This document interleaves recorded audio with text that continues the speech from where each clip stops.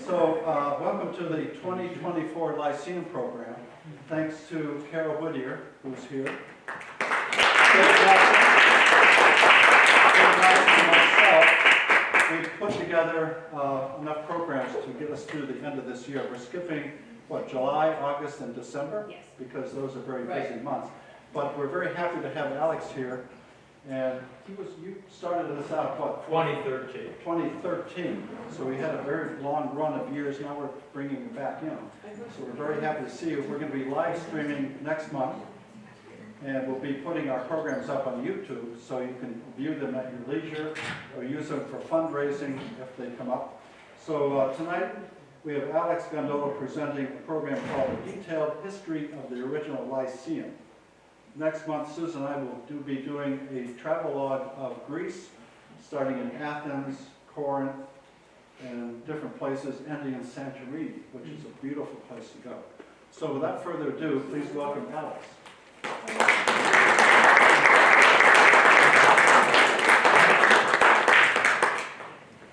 Thank you, Carl, and thank you for your part in bringing back the Lyceum. And thank you, Scott, for your technical expertise tonight. This is the 68th program in our Revived Lyceum series. 68 Lyceums. My title is The History of the Lyceum. The history of the Lyceum as a national movement in Milford, New Hampshire, and our Revived Lyceum here at First Congregational Church.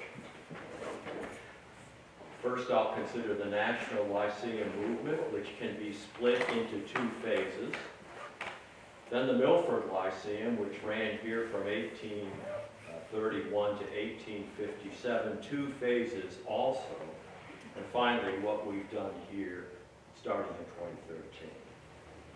My sources for the historical part of my talk are Ramsdell's exhaustive history of Milford, New Hampshire, Polly Cody's book, The Carey House Chronicles, D. Hamilton Hurd's 1885 History of Hillsborough County, which is available online, a scholarly study by Angela Ray entitled The Lyceum and Public Culture in the 19th Century United States, and Ed O'Donnell's survey of American history entitled Turning Points in American History. And the Lyceum was one of those turning points.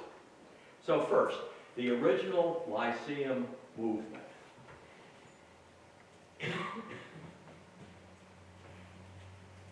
Probably want to direct that towards the laptop.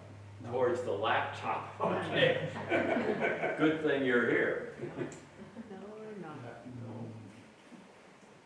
No. Weak battery? It was working before. It was working just before the program. Could I just kind of nod to you, Scott? You can. So, the founder of the Lyceum was Josiah Holbrook. And Josiah Holbrook was a farmer in Millbury, Massachusetts, which is down near Worcester. He was also a graduate of Yale College. And in addition to farming, he supplemented his income by teaching school and lecturing on scientific subjects around the area. This was 1826, and 1826 was what they called the early Republic period. The nation was still new.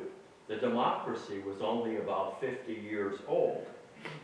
It was an optimistic and idealistic time for America.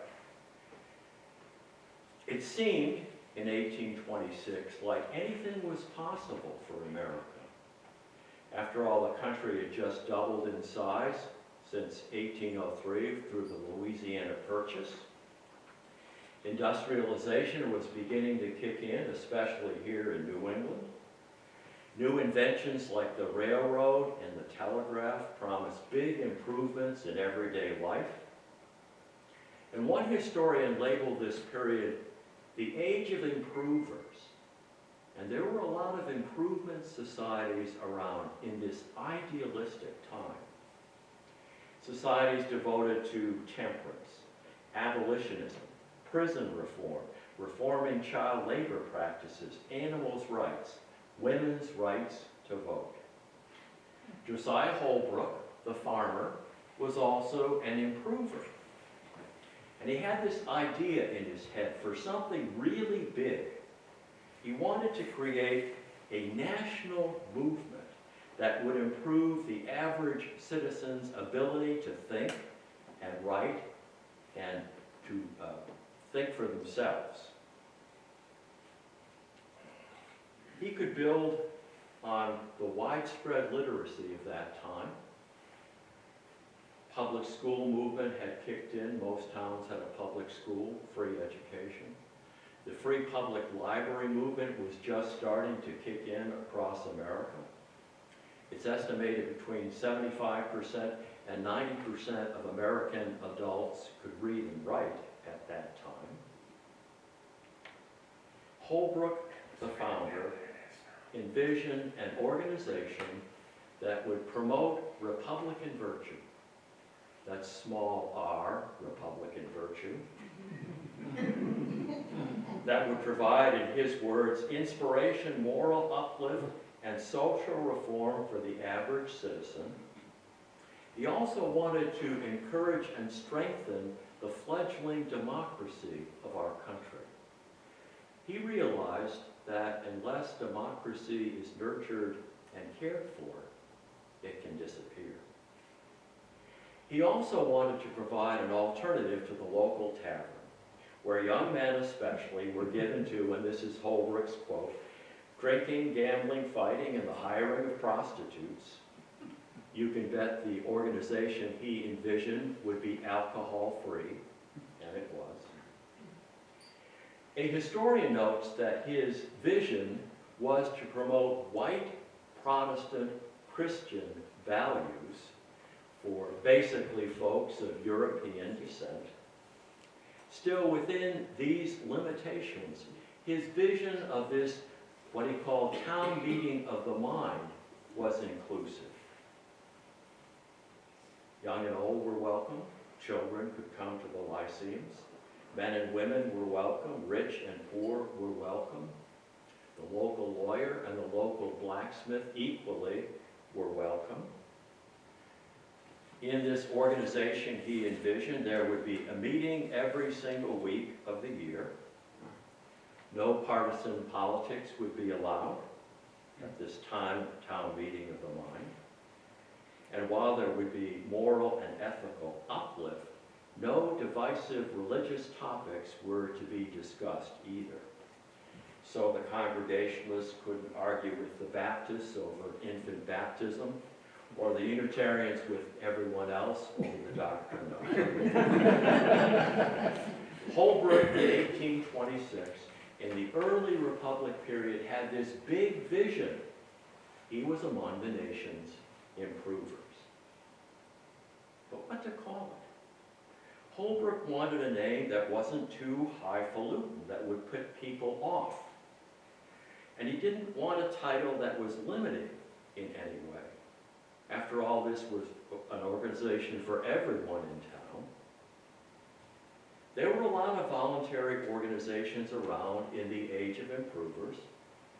The Young Men's Association, precursor of the YMCA, the Mechanics Educational Institute, the Ladies' Bountiful Benevolence Society, and so on. But every one of those titles was limited in some way. Only young men or mechanics or ladies need apply. Finally, after some thinking, he settled on the title simply the Lyceum. He viewed this as a neutral term which had honorable historical associations.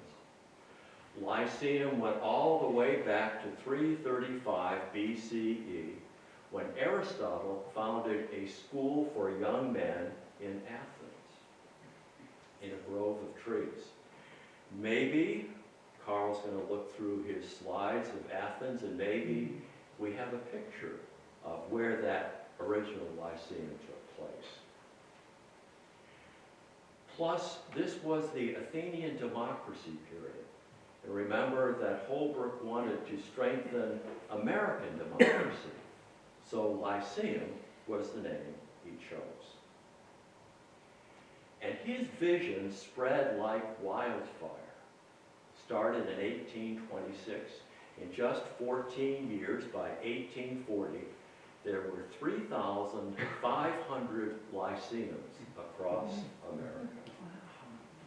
Mostly in New England and the central Atlantic states, but also in those parts of the Midwest where a lot of folks from New England settled, bringing the Lyceum with them, like eastern Ohio. So that's how the Lyceum started. It developed in two distinct phases.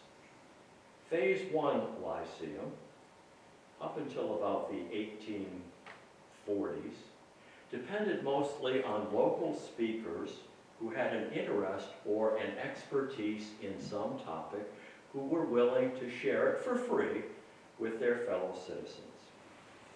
They were screened in advance by a committee before they were allowed to speak, to see that they were worthy of the presentation.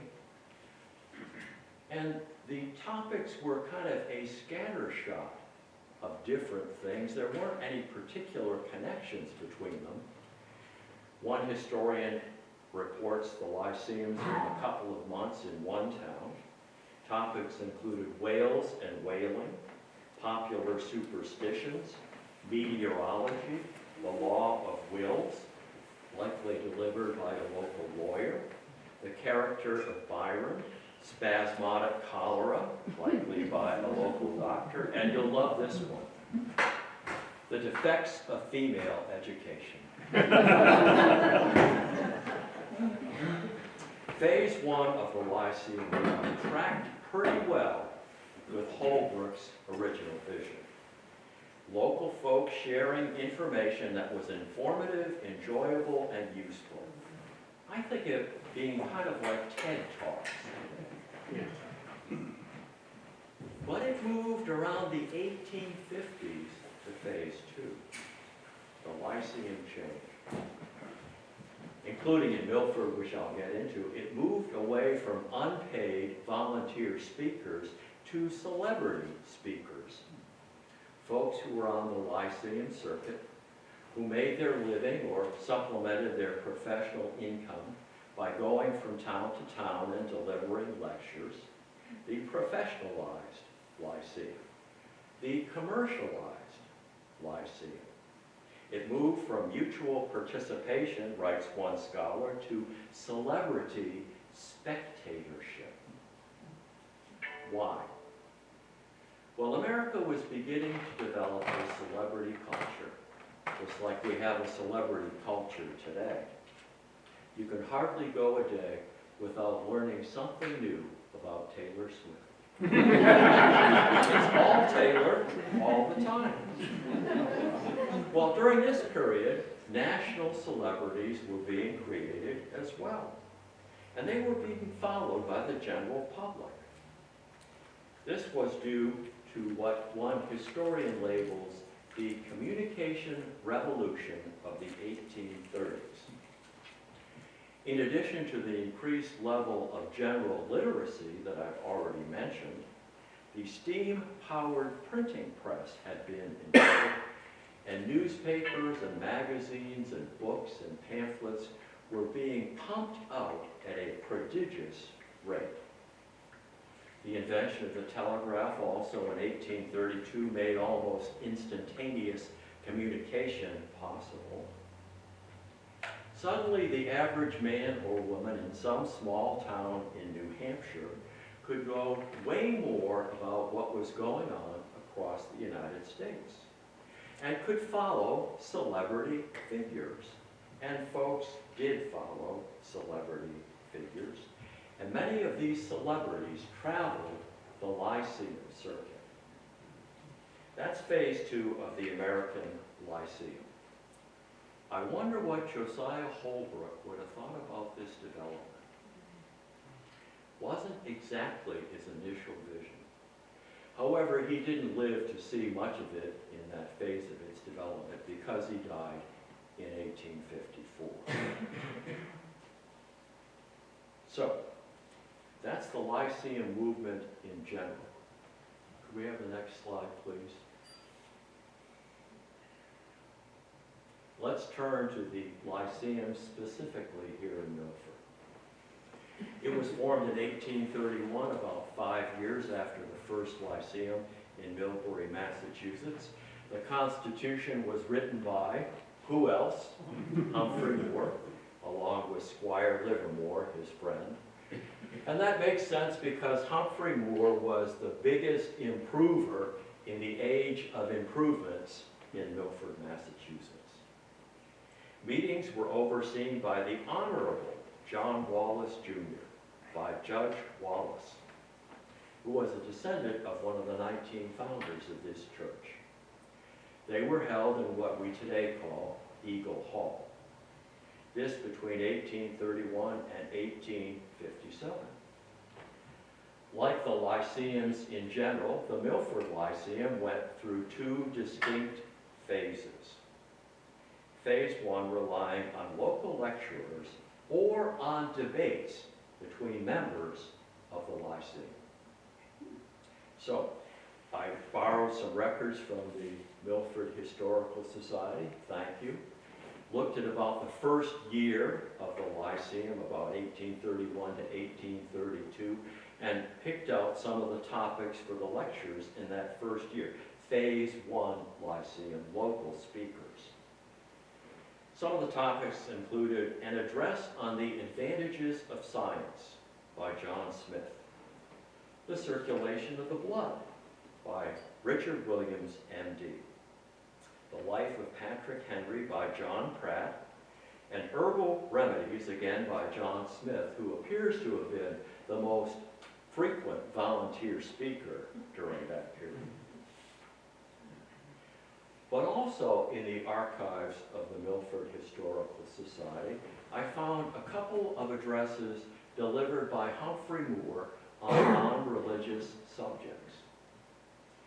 And while these specific pieces of information weren't labeled Milford Lyceum, they very well could have been delivered at the Milford Lyceum, or maybe in Mount Vernon, or maybe in Merrimack, wherever.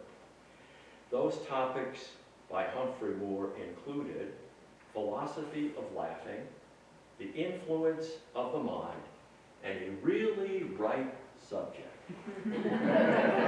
Manure. Well, why manure as a topic for a public lecture? Remember, Humphrey Moore was not only a very successful preacher, he was an extremely successful farmer. With his hired hands, he farmed 300 acres in Milford, and he was good at it. He was an expert in scientific agriculture of the day. When the state created its first Board of Agriculture, Humphrey Moore was appointed as a member.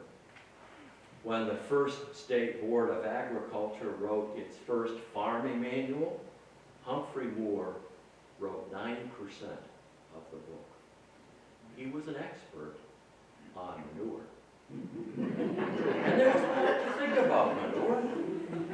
When to apply it, how to apply it, how much to apply, where to apply, how long do you let it ferment?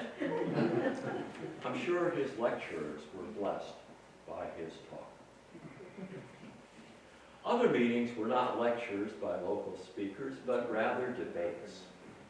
A question to be debated was assigned to 4 members of the Lyceum group, 2 on the yay side, 2 on the nay side. This was assigned a couple of weeks in advance. The date for the debate was announced. And then the debate was held at a regular Lyceum meeting, and the members in attendance voted on which side won. So debates within that first year or so included, do animals reason like human beings? Are regimental musters beneficial any longer? The regimental muster was a custom where all the able-bodied men and older boys would get their muskets and go to the town common and march around together. Do we need to do this any longer? And 2 topics reveal the stereotypes and the prejudices of that time. One was, does a man have a moral right to live a single life? In other words, is it ethical to be single, or should you be out pumping out children? And you'll love this one.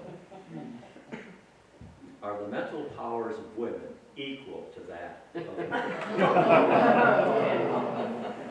Now, I don't know the answer to either of those, because the answer wasn't recorded in the record. So we'll never know, will we? Oh, I take that back.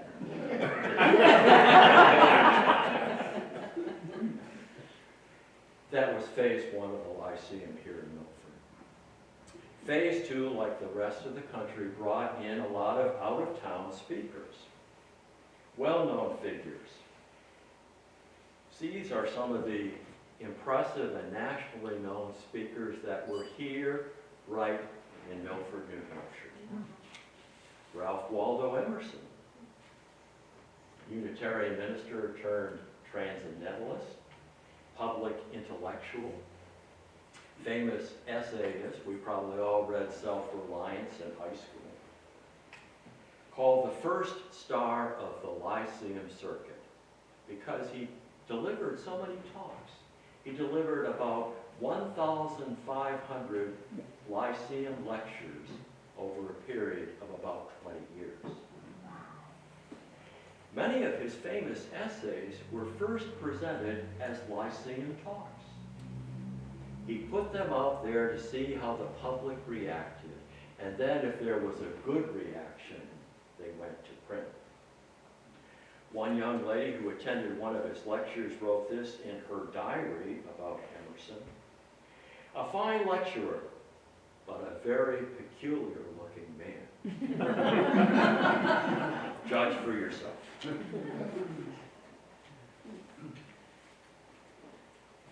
Henry Ward Beecher,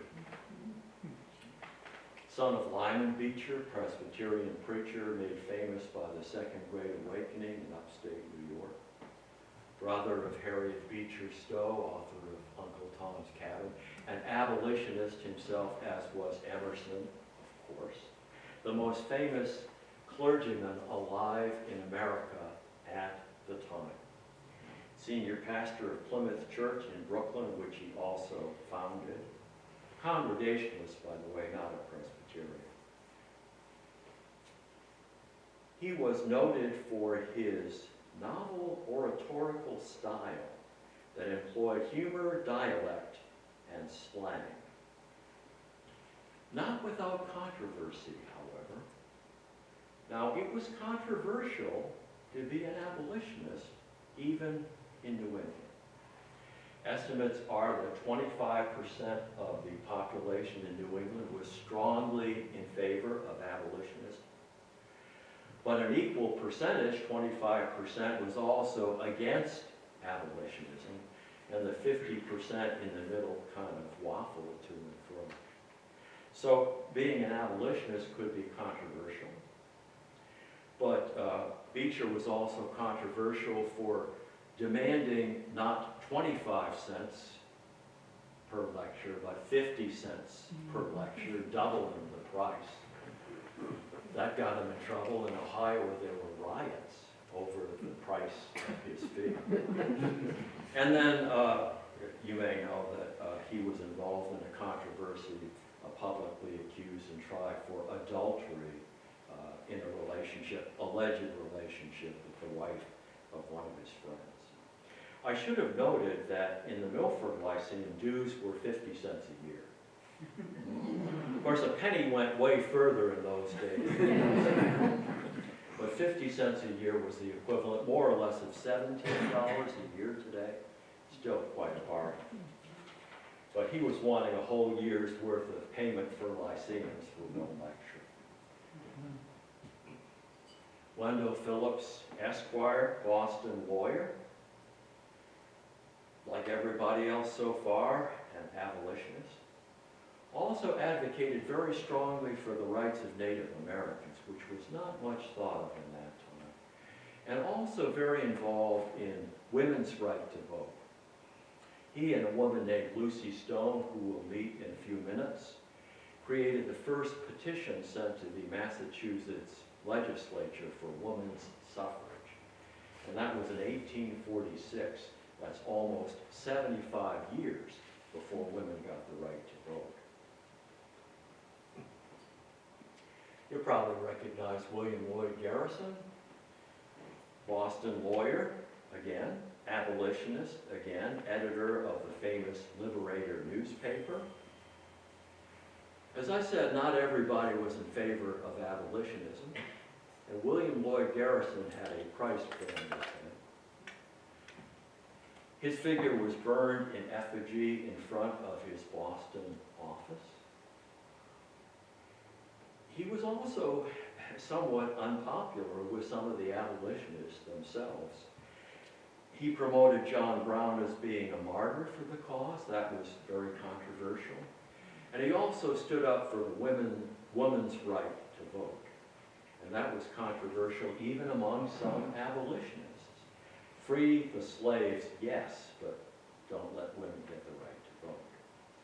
It was said of William Lloyd Garrison, he spent his life disturbing the peace of the nation in the cause of justice.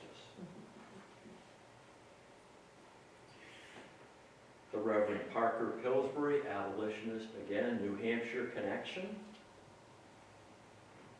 He was working on a farm in Henniker, New Hampshire, when relatively later in life he received his call to the ministry. Not only did he promote good social causes, but he had a calm nature noted for its ability to calm angry crowds, and he often needed it. He was the founder of the New Hampshire Non-Resistance Society, which advocated for nonviolence and peace. We all know Frederick Douglass. Born a slave in Maryland, escaped around age 20. I say around age 20 because he never actually knew his own birthday. It was never recorded. Self-educated, brilliant orator, organizer, and writer. It's interesting to me that after 1850, when the Fugitive Slave Act was in effect, whenever he spoke in public, he was in danger of being grabbed by the slave catchers and dragged back south. And yet he courageously persisted. Later in life, he became U.S. ambassador to Haiti, which was very appropriate since Haiti was the first black republic in the Western Hemisphere. Thomas Starr King, Unitarian Universalist, abolitionist again.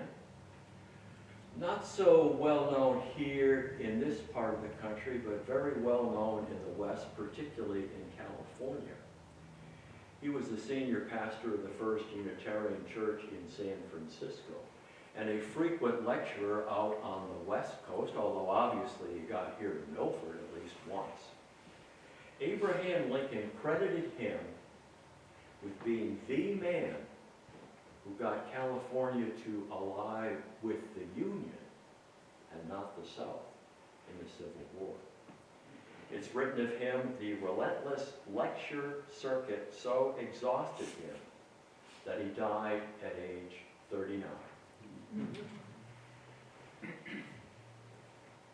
James Russell Lowell, those of you who are literary will recognize that name, one of the fireside poets, who along with Henry Wadsworth Longfellow, John Greenleaf Whittier, William Cullen Bryant, and others, were the first American poets to receive the same kind of recognition and praise commonly given to the English poets. He talked about poetry when he came here. He was a Harvard professor and later in life served as U.S. ambassador to Great Britain.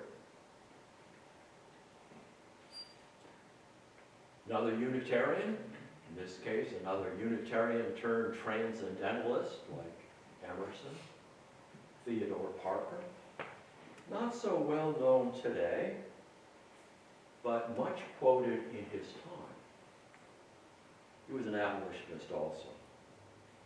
When Abraham Lincoln said in the Gettysburg Address, when he talked about a government of the people, by the people, and for the people, He was actually quoting Theodore Parker.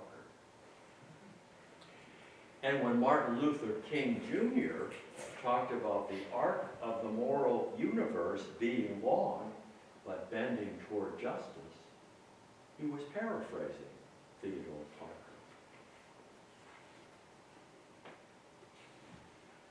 Oliver Wendell Holmes Jr., MD, Senior, MD, Boston medical doctor, medical reformer, the individual who coined the term anesthesia, and also a poet. Along with James Russell Lowell and the others, he was one of the fireside poets, and famously the father of jurist Oliver Wendell Holmes of Massachusetts.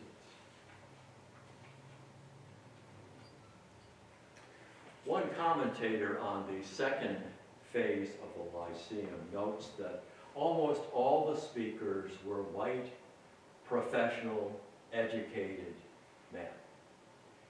Well, that's true here in Milford as well, except Lucy Stone and Frederick Douglass.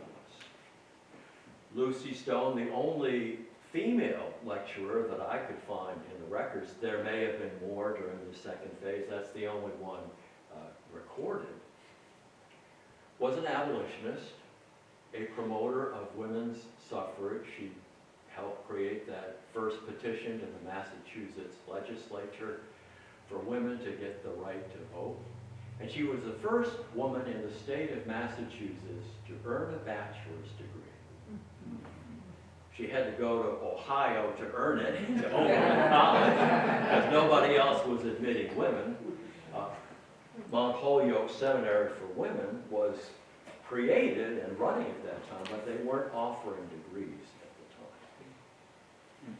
So these are among the folks who graced the Milford Lyceum in its second phase. Pretty impressive, isn't it? This parade of luminaries who came right here to little old Milford, not a college town, not a particularly wealthy town, not in any way that I can tell a prominent town either. But it was a town filled with men and women who wanted very much to learn, to share ideas, to debate the issues of the day, to better themselves, their community, and our nation. Now, Jim gave me something just before we launched into the lecture from a book entitled Harps in the Wind. It's about the Hutchinson family singers. And this gives a tribute to the Milford Lyceum when it says, "The Milford Lyceum, organized in 1831, not only brought outside speakers to the town, but provided townspeople with an outlet for social debate and literary effort. It stimulated mental activity among young people and trained them in the precise expression of their ideas. For more than 25 years, the Lyceum furnished this people with every facility for acquiring sufficient information and mental discipline to enable them to reap the precious benefits of a useful and intelligent life." George Ramsdell puts it very well in his history. He writes, "This writer, speaking of himself, is of the opinion that in the 1840s, and perhaps before and after, no town of its size had a larger number of citizens qualified to discuss intelligently and forcibly the burning issues of the time." That's due in large part to the Milford Lyceum, which was a very honorable endeavor. But also honorable is our revival of the Lyceum here at First Congregational Church. After it lay dormant in Milford for 157 years, more than a century and a half, an honor roll of previous Lyceum speakers is here. I think there's a couple pages to this, Scott? There is. Okay.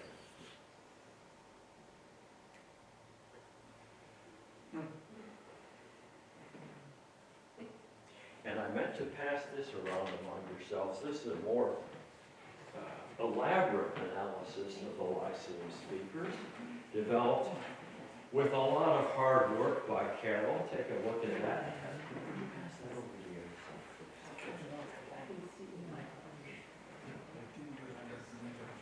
I think it's pretty impressive what we have accomplished here in 68 sessions. By the way, our revived Lyceum, I think, is a very good illustration of Josiah Holbrook's original vision of the Lyceum.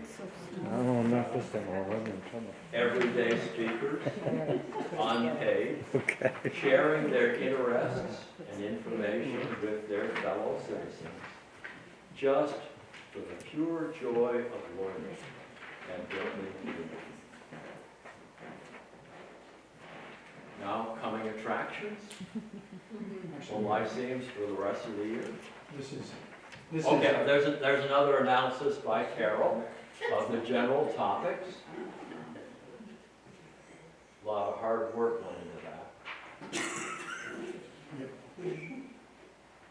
And next, this presentation for the rest of the year. So these three will be presented through the rest of the spring. And then we'll have three more that come about in the fall.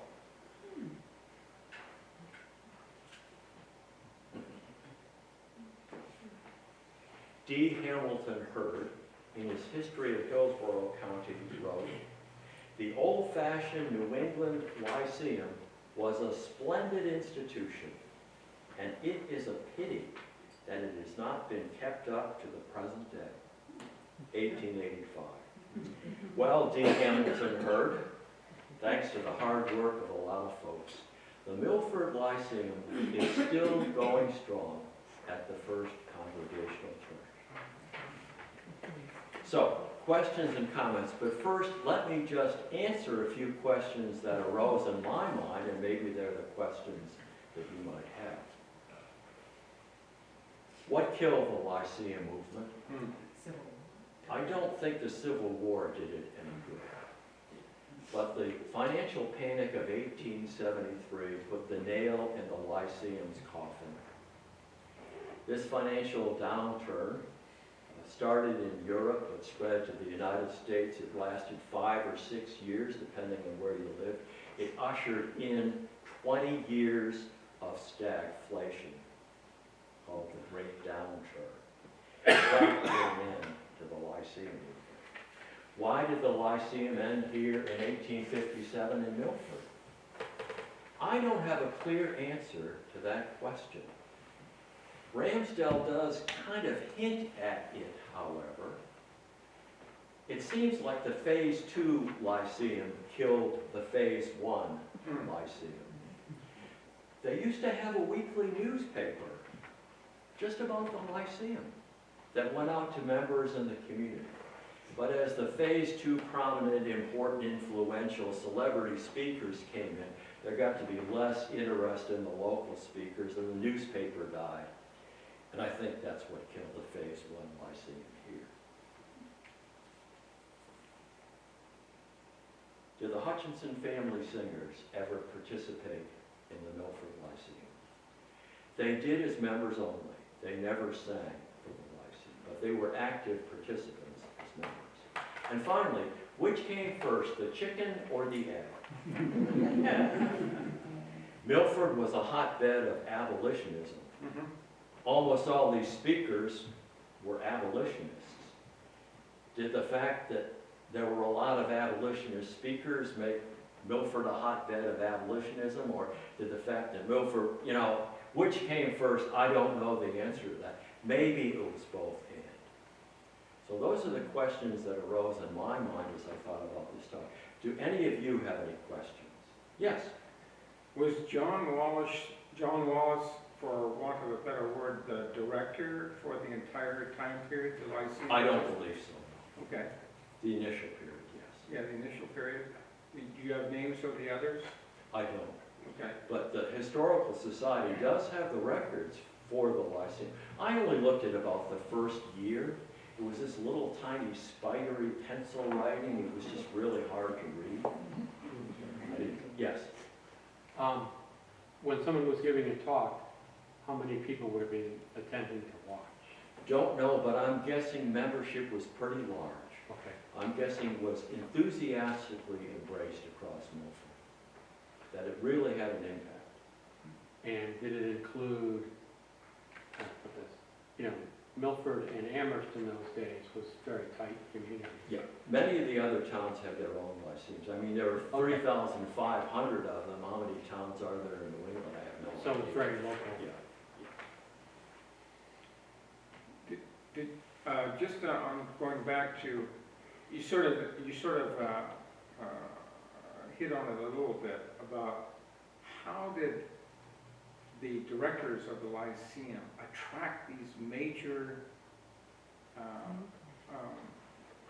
people? Some of these folks were either making their, Emerson made his living, you know, on the Lyceum circuit. Others of them, like, you know, some of the lawyers, for example, they were maybe using it to supplement their income or because they were famous and they liked adulation, whatever. So there was a circuit that went around. I can imagine they, you know, went first to Concord and came down here and then they went to Merrimack or something. Yes. Would these always take place in the church itself? No, it was in Eagle Hall. Oh, all of them took place at Eagle We Hall. They had never came over here Dave confirmed that for us.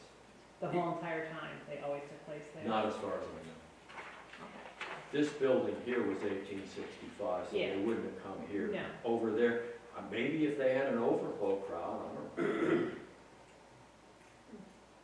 This was this building was a female seminary Yeah. up until about, I think, 1860. Or maybe even be a little slightly beyond that. So- 65, it says. Yeah, and I did find, I searched through the online Farmer's Cabinet that's available through the library and found the one reference to, I found several references to the fact there was going to be a Lyceum, but I only found a couple that said Eagle Hall. Well, what they said was the meeting house. Now, the meeting house in that time period meant what is now we call Eagle Hall. Yes. Yeah, the church records, which I actually transposed, show that this building was brought across the ice in 1862. It was dedicated in 1863, but I don't think they finished making it functional until 1865. If that's it, I have, what do you think? Yes. How developed was the rail system around here? I mean, was it something that you could hop on a train and be here from Boston? Or was it a much longer journey than that? I'm guessing major cities had rail connections. Would I can answer part of that. Sure. The railroads came to Milford in 1850. Okay. So that's pretty far into the Milford Lyceum. It ended in 57. So probably have to take the coach. A lot of the early speakers, at least.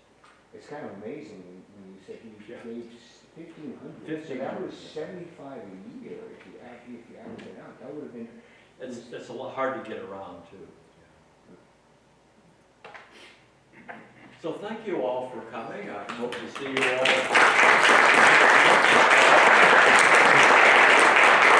I have one more person to thank, and that's Bonnie.